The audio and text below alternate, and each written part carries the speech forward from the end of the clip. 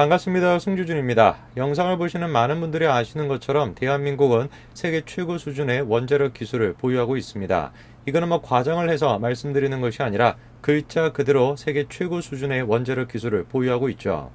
문재인 대통령은 친환경 정책을 앞세우면서 세계 최고 수준에 다다르는 이 원자력 기술을 완전히 그냥 말살시키다시피 그렇게 해왔습니다.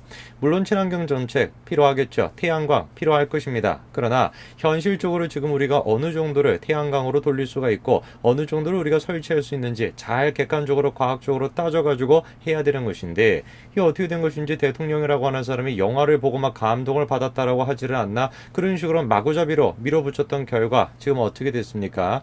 우후죽순으로 그냥 지원금을 뿌려대고 이러다 보니까 너도 나도 태양광을 마구잡이로 산을 깎고 나무를 깎아가지고 만들어댔고 결국에 지금은 산사태가 됐건 폭우 피해가 됐건 계속해가지고 피해가 지금 나타나고 있습니다. 이러한 상황 속에서 태양광 사업과 관련이 된 녹색 드림 협동조합의 이사장을 맡았던 이 지금 운동권의 대부다라고 여겨지는 허인혜 씨가 구속이 돼서 우리의 관심을 끌고 있는데요. 글쎄요, 문재인 대통령이 현실을 인식하지 않고 객관적인 눈을 가지지 않고 이상에 빠져가지고 태양광 사업을 밀어붙인 결과가 어떤지 우리가 한번 살펴봐야 되겠습니다. 같이 한번 보시죠. 많은 분들이 최근에 안전안내 문자를 받고 계실 겁니다. 특히나 최근 같은 경우는 산림청에서 산사태가 됐건 아니면 또 범람이 됐건 관련돼서 문자를 많이 받으셨을 건데요. 전국이 정말 글자 그대로 물난리가 났다 이렇게 표현할 수 있을 정도인데요. 섬진강 상황이 지금 이렇습니다. 전주천도 이런 식으로 범람을 지금 하고 있고요. 놀랍게도 이것이 지금 임진강의 모습입니다. 이게 뭔가 좀 이상하다라는 생각이 들지 않습니까?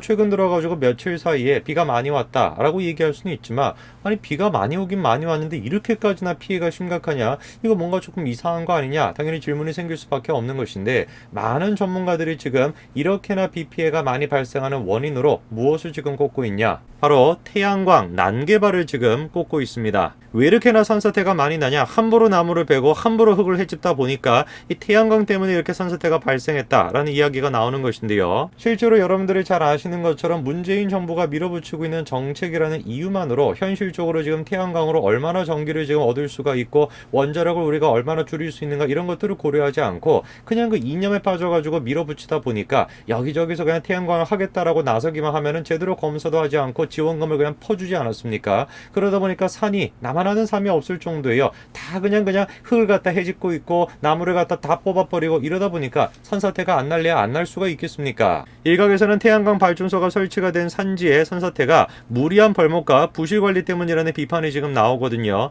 태양광 발전 시설 대부분이 경사진 산비탈에 나무를 베고 설치한 만큼 이번 산사태가 예고된 인자라는 지적까지 일고 있다라는 거죠. 어떤 분들은 이렇게 질문하실 수도 있을 것 같습니다. 아니 그거 태양광 그거 몇 개짜리 그냥 만든다 해가지고 그 나무를 베어봤자 얼마나 베겠냐? 흙을 헤집는다라고 해봤자 얼마나 헤집겠냐?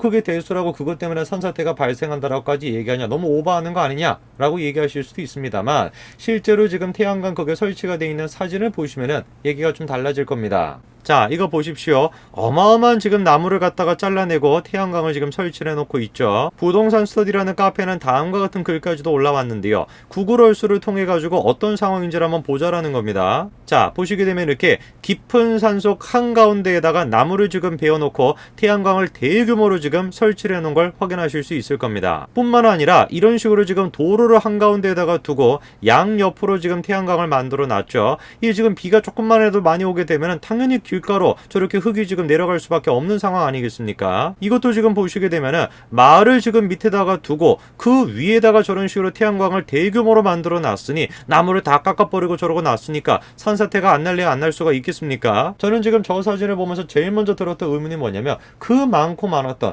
그렇게나 많이 이제 시위를 했었던 환경단체 다 어디로 갔냐 이거예요.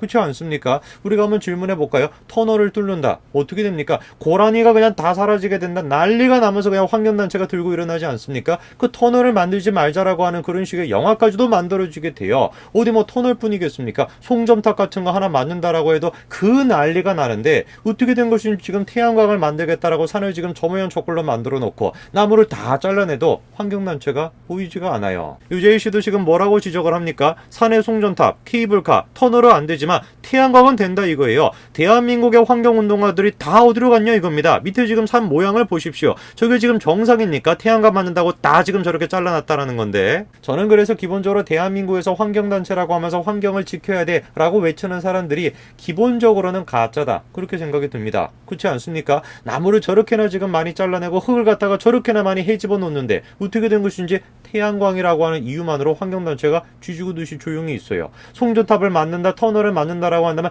영화를 그냥 찍고 그냥 난리를 치면서 반대를 하는 사람들이 어디로 갔냐 이겁니다. 그렇기 때문에 저는 이 사람들을 환경단체라고 인정할 수가 없는 것입니다. 오히려 정치에 따라 가지고 정치적인 목적에 따라서 환경을 수단으로 쓰는 그런 사람들 아니겠습니까? 태양광이나 산사태의 연관성에 대해서 이수건 교수가 다음과 같이 지적을 하죠. 나무를 제거하는 과정에서 포클레인으로 단단한 자연의 흙들을 헤집어 푸석푸석한 상태가 된다라는 겁니다. 그러면 빗물이 들어갔을 때 흘러내릴 확률이 당연히 커질 수밖에 없겠죠. 산사태라는 것은 약한 곳에서 발생을 하게 되는 것인데, 산을 깎고 건드리게 되면 평형을 이루고 있던 상태가 깨져서 불안정해지기 때문에 산사태가 당연히 촉진될 수밖에 없다라는 겁니다. 뿐만 아니라 가장 큰 문제가 지금 뭡니까? 정부가 태양열 산업을 정책적으로 밀고 있다 보니까 태양열 관련 공무원들은 피해를 알면서도 냉가슴을 앓고 있다라는 것이죠. 태양열 산업은 수익 창출이 최우선이고 산사태는 두 번째 문제라 소홀할 수밖에 없다라는 현실적인 문제를 지적하고 있습니다. 환경 정책 같은 경우는 특히나 우리가 조심해야 되는 거 아니겠습니까? 왜?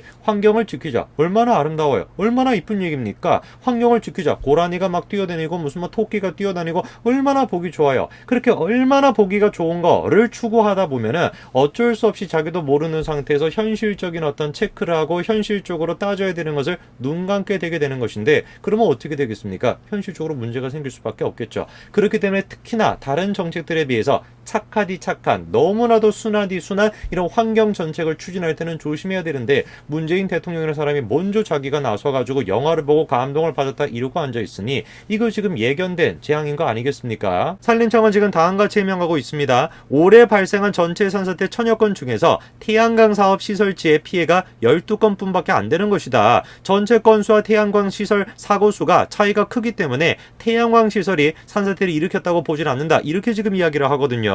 여기서도 마찬가지로 문재인 정부의 전형적인 습관, 전문가의 얘기를 듣지를 않습니다. 전문가가 나서가지고 이런 식으로 하게 되면 앞으로 피해가 발생할 수 있다라고 얘기를 하는데, 문재인 정부는 지금 뭐라고 얘기하는 겁니까? 아니 지금 발생한 1000여 건 중에서 12건밖에 관련이 없지 않냐, 이런 식으로 지금 반문하고 앉아있는 것이에요. 우리가 이거를 갖다가 지금 이렇게 단기간으로 딱 국한을 시켜가지고 야 1000건 중에서 12건만 관련이 있으니까 인과관계가 없는 거야, 이렇게 얘기할 수 있겠습니까? 그런 식으로 나무를 지금 잘라내고 땅을 갖다가 헤집어 놓게 되면은 장기적으로 앞으로 추후에 충분히 문제가 발생할 수 있다, 그거를 지금 지적하는 거 아니겠습니까? 태양광과 관련된 문제가 지적되는 와중에 눈에 띄는 한 인물이 있으니 바로 운동권의 대부로 알려진 허인혜 씨거든요. 허인혜 씨가 어떤 사람입니까? 고려대 82학번으로 전국 학생소년맹 전위조직으로 결성이 된 민족통일, 민주쟁취, 민주해방투쟁위원회, 이름도 참으로 어렵습니다. 그 위원장을 맡아가지고 85년도에 미국 문화원 점거를 주동했던 사람이죠. 근데 그 사람이 이번에 어떻게 됐습니까? 구속이 돼버렸어요. 이유가 지금 뭔지를 보니까 여러 가지를 갖다가 지금 했습니다.